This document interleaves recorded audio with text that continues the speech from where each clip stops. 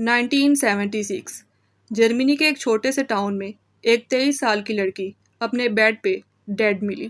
उसका वेट सिर्फ 30 किलो रह गया था। उसके घुटने टूट चुके थे। उसके कमरे की दीवारों पर प्रेयर्स लिखी हुई थी और उसके आसपास बाइबल और क्रॉस रखे थे।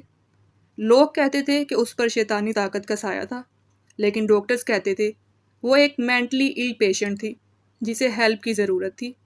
लेकिन जो सच था वो इतना हॉरिफाइंग था कि दुनिया आज भी कंफ्यूज है। और इसी रियल इंसिडेंट से इंस्पायर होकर एक बहुत ही फेमस हॉरर फिल्म भी बनाई गई, द एक्सोर्सिज्म ऑफ इमिली रोज। ये कहानी है एनालीज मिशेल की, एक ऐसी कहानी जहां फियर और मेंटल इलनेस एक नाइटमेयर बन गई। एनालीज मिशेल 1952 में वेस्ट जर्मनी में पैदा हुई। वो एक बहुत ही स्ट्रिक्ट कैथोलिक फैमिली में पली बढ़ी थी। उसके पेरेंट्स रिलीजन को हर चीज़ से ऊपर मानते थे। हर रोज़ प्रेयर्स, चर्च विजिट्स, फास्टिंग और पनिशमेंट जैसी रिलीजियस डिसिप्लिन उनकी ज़िंदगी का हिस्सा था। कहते हैं कि अगर बच्चों से कोई छोटी सी भी गलती हो जाती तो वो उन्हें फ्लोर पर सोने की पनिशमेंट देते ताकि उनके गुनाहों का कफ़ारा अदा हो सके। बचपन में एनिलिस बिल्कुल नॉर्मल लड़की थी। वो स्कूल जाती थी, दोस्त बनाती थी और टीचर बनना चाहती थी। लेकिन 16 साल की एज में सब कुछ बदल गया। 1968 की एक ठंडी सुबह एनालिस बिल्कुल नॉर्मल स्कूल गई थी, लेकिन उस दिन कुछ ऐसा हुआ जिसने उसकी पूरी ज़िंदगी बदल दी। क्लास के दरमियान अचानक से उसका जिस्म बहुत ज़ोर ज़ोर से कांपने लगा। उसकी आंखें उल्टी हो गई, सांस बहुत तेज़ हो गया और वो ज़मीन पे गिर गई।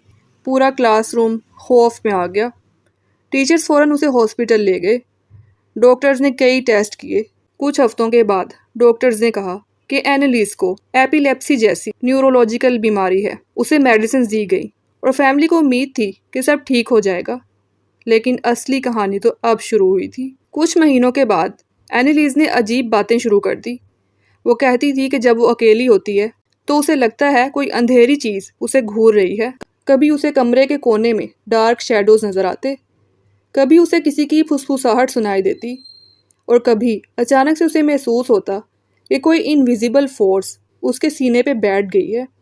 रात को उसकी नींद चीखों के साथ टूट जाती। वो पसीने में भीगी होती और कहती वो मेरे कमरे में है।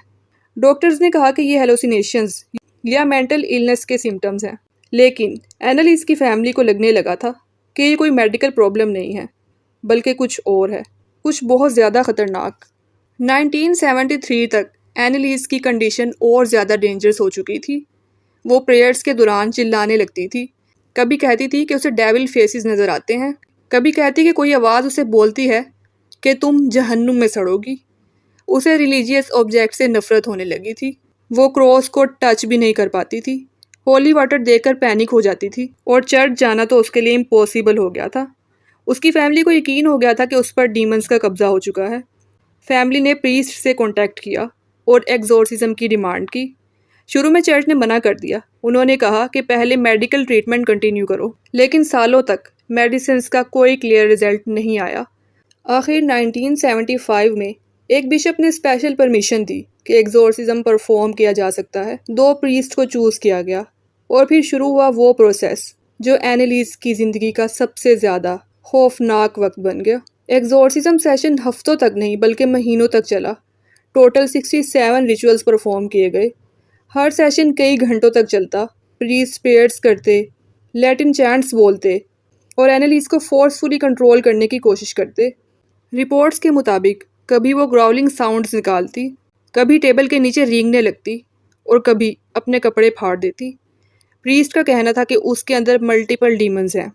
कुछ रिकॉर्डिंग्स में क्लेम किया गया कि डीमंस ने अपने नाम बताए हैं, लूसीफर, जूडस, नीरो, यहाँ तक कि हिटलर तक का नाम लिया गया। आज भी उन सेशंस की रिकॉर्डिंग्स इंटरनेट पर डिस्कशन का टॉपिक है।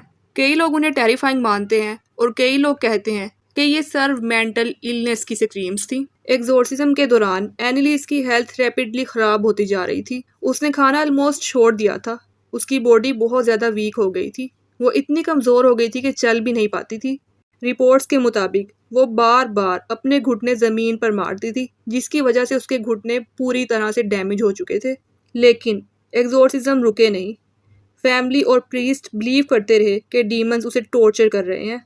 30 जून 1976 की रात एग्जॉर्सिज्म के बाद एनालीज अपने बेड पर लेटी थी और अगली सुबह वो डेड थी। रिपोर्ट्स में बताया गया कि डेड का मेन रीज़न इतने अरसे तक भूखा रहना और डिहाइड्रेशन था।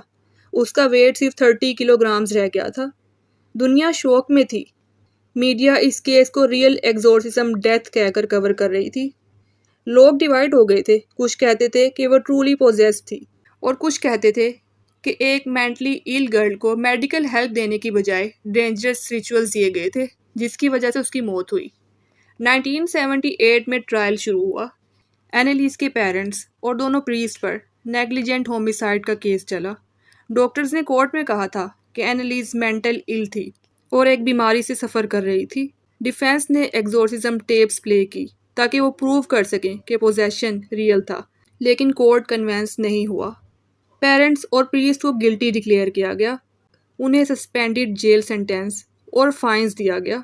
आज भी लोग इस केस पर आर्ग्यू करते हैं, क्या एनालीज सच में पोजेस थी या वो सिर्फ मेंटल इलनेस का शिकार थी। साइंस और रिलीजन दोनों अलग जवाब देते हैं, लेकिन एक बात क्लियर है, ये केस दुनिया का सबसे ज़्यादा डिस्टर्बिंग एग्जॉर्सिज्म केस में से एक माना जाता है। और इसी ट्रेजेडी से इंस्पायर होकर कई डॉक्यूमेंट्रीज, पॉडकास्ट और हॉरर डिस्कशंस जो आज भी इंटरनेट पे वायरल होती रहती हैं। कभी कभी सबसे स्केरी चीज़ डीमन नहीं होते, बल्कि वो फियर होता है जो इंसान को रियलिटी और बिलीफ के दरमियान में फंसा देता है। एनालीज की कहानी सिर्फ हॉरर स्टोरी नहीं, बल्कि एक ट्रेजिक वार्निंग है। अगर आपको ये ट्रू हॉरर स्टोरी डिस्टर्बिंग लगी तो सोचिए, अगर आप उस घर में होते और रात के अंधेरे में वो स्क्रीम सुनते, तो क्या आप बिलीव करते कि वहाँ पर एक बीमार लड़की है या फिर सच में कोई और चीज़ मौजूद है?